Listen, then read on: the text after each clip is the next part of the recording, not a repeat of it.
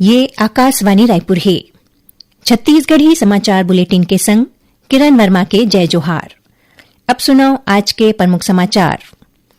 संसद के शीतकालीन सत्र विकसित भारत जी राम जी समेत कई ठिन महत्वपूर्ण विधेयक के पारित होए के संग आज सिरागे। प्रदेश में मतदाता सूची के एसआईआर के तहत गणना प्रपत्र भरे के काम पूरा होए के बाद अब मतदाता सूची के प्रकाशन 23 दिसंबर के करे जाही। और बीजापुर जिला में आज सुरक्षा बल मन संग हुए मुठभेड़ में 5 लाख रुपया के एक इनामी माओवादी मारे गए हैं। अब समाचार विस्तार ले। संसद के शीतकालीन सत्र विकसित भारत जी राम जी समेत कई ठिन महत्वपूर्ण विधेयक के पारित होए के संग आज सिरागे। ये सत्र 1 दिसंबर ले शुरू होए रहिस। राज्यसभा के सभापति सीपी राधाकृष्णन हा समापन भाषण में कहिन कि सदन करीबन 92 घंटा चलिस और 121% कामकाज होइस। श्री राधाकृष्णन हा कहिन कि सत्र के दौरान 59 निजी विधेयक पेश करेगिस। उन्हें संसदीय मामला के मंत्री किरेन रिजिजू हा कहिन कि संसद के शीतकालीन सत्र में पारित हुए विधेयक करोड़ों लोगन मन के जिंदगी बेहतर करे और भारत ला एक विकसित देश बनाए में महत्वपूर्ण भूमिका निभाही। मीडिया ले चर्चा करत श्री रिजिजू हा बताइन कि ए पहली घाव रहिस जब चुनाव सुधार ऊपर अलग से चर्चा हुईस।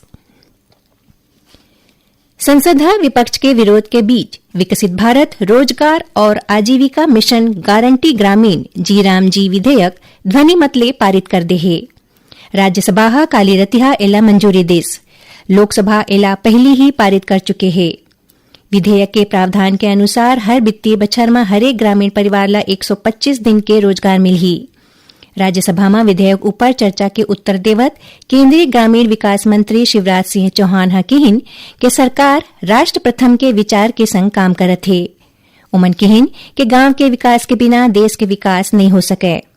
सरकार ए विधेयक के माध्यम ले बछर 2047 में विकसित भारत के राष्ट्रीय परिकल्पना के अनुरूप ग्रामीण विकास ढांचा तैयार करना चाहत है।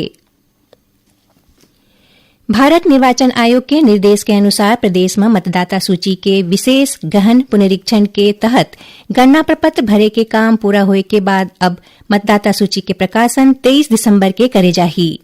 ये जानकारी राज्य के मुख्य निर्वाचन पदाधिकारी यशवंत कुमार हदीन है। ओमन बताइन कि नवा मतदाता सूची में अगर कोनो मनखे के नाव कट जाथे तो ओमन अपन नाव सम्मिलित कराए बर घोषणा पत्र के संग फारम 6 में आवेदन कर सकें।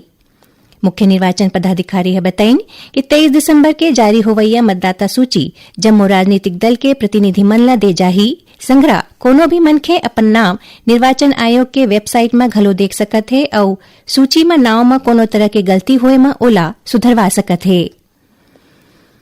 मुख्यमंत्री विष्णुदेव साय हा कहिन कि प्रधानमंत्री नरेंद्र मोदी ला ओमान के सर्वोच्च नागरिक सम्मान the first class of the order of Oman ले अलंकृत करे जाना भारत पर अत्यंत गर्व के बात है। ओमन कहिन कि ये सम्मान प्रधानमंत्री के दूरदर्शी नेतृत्व, वैश्विक प्रभाव और भारत के बढ़त अंतर्राष्ट्रीय प्रतिष्ठा के सशक्त प्रमाण है। सम्मान पर प्रधानमंत्री ला शुभकामना देवत मुख्यमंत्री है कहिन कि श्री मोदी के अगुवाई में भारत आज आत्मनिर्भर, निर्णायक और प्रभावशाली राष्ट्र के रूप में वैश्विक मंच में नवा दिशा देवत है। सुनैया मल्ल बता दन कि प्रादेशिक समाचार एकांश के समसामयिक विषय ऊपर आधारित कार्यक्रम बातों बातों में इधरी सिकल सेल बीमारी ऊपर केंद्रित रही। इस संबंध में यूनिसेफ के स्वास्थ्य विशेषज्ञ डॉक्टर गजेंद्र सिंह ले गे विशेष भेंटवार्ता के प्रसारण काली 20 दिसंबर के एफएम और प्राइमरी चैनल में बिहनिया 9 बजे ले करे जाही। इला छत्तीसगढ़ स्थित आकाशवाणी के जम्मू केंद्र रिले करही। छत्तीसगढ़ी समाचार बुलेटिन आप मन आकाशवाणी रायपुर ले सुनत हो। छत्तीसगढ़ के खबर ले है आपकी वास्ता और खबर के विश्वसनीयता ले है हमार वास्ता। आकाशवाणी समाचार रायपुर के प्रादेशिक समाचार बुलेटिन के संगे संग हमार समसामयिक कार्यक्रम आप रेडियो के संग अपन मोबाइल में घलो सुन सकत हो। आकाशवाणी समाचार फेसबुक, ट्विटर और यूट्यूब में घलो हावय। हमार फेसबुक पेज हरे Chhattisgarh news on AIR, Twitter handle CGAIR news और हमार यूट्यूब चैनल हरे छत्तीसगढ़ AIR न्यूज। तो अब रेडियो के संगे संग आपके मोबाइल के माध्यम ले हम आप तक पहुंचत हन।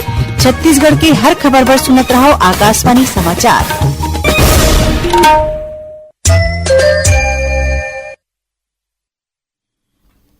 अब आगू बढ़वो पांचे समाचार को ती।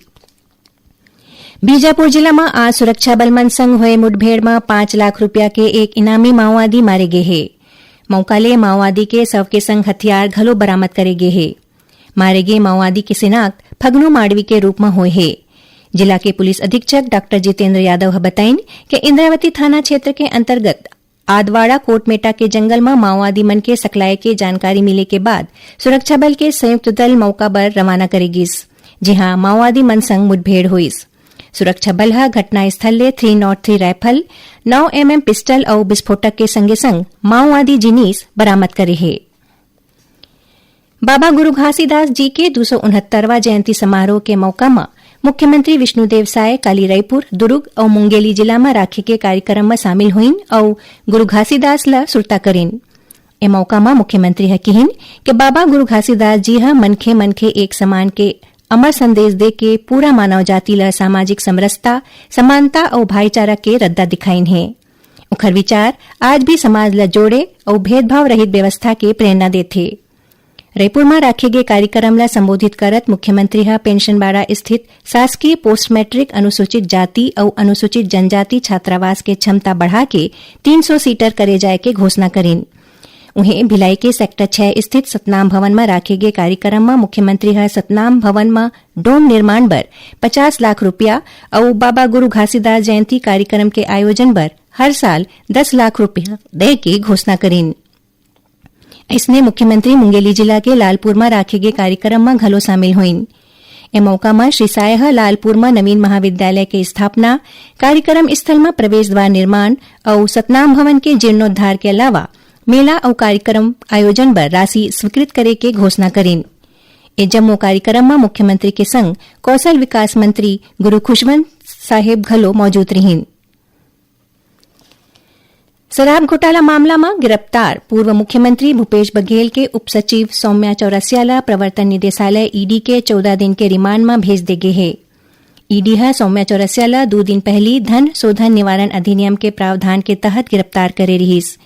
एक बाद चौरसिया आज रायपुर के विशेष न्यायालय में पेश करेगीस। ईडी शराब घोटाला के मामला में कुछ एक आरोपी मन के बयान के आधार में सौम्या चौरसिया गिरफ्तार करे है। ईडी ला जांच ले ए पता चलीस कि शराब घोटाला ले राज्य के खजाना ला बड़का नुकसान हुए है और शराब सिंडिकेट बना के 2,500 करोड़ रुपया ले ज्यादा के अनियमितता करेगीस। जांच ले इहू पता चले है कि सौम्या चौरसिया लगभग 115 करोड़ रुपया के राशि दे गए है और ओहा शराब सिंडिकेट के एक सक्रिय सदस्य रहीस। बता दन कि सौम्या चौरसिया कोल लेवी घोटाला के मामला में बछर 2022 में गिरफ्तार करे गए रहीस।